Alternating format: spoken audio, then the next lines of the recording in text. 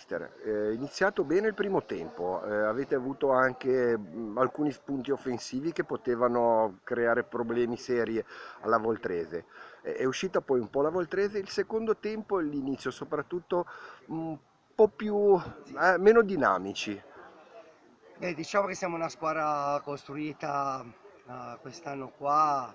L'anno scorso avevamo iniziato molto bene, avevamo delle ripartenze molto belle e quest'anno qui non lo stiamo rifacendo, è un po' la nostra pecca di quest'anno. Io penso che comunque la Voltrese è una corazzata come la Praese, come l'Egino, dove comunque noi mi sembra che abbiamo giocato abbastanza alla pari. Ecco, oggi il risultato secondo me è un po' bugiardo perché come ha detto lei, i 25 minuti che abbiamo iniziato, Perdelli ha sbagliato due palle gol nitide e nel secondo tempo comunque sul 3-2 di nuovo Perdelli solo davanti alla palla ha svirgolato la palla.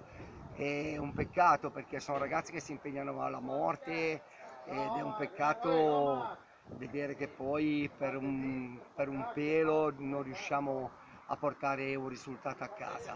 Io comunque ci credo molto in questi ragazzi qua e niente, spero che ci riprendiamo al più presto anche.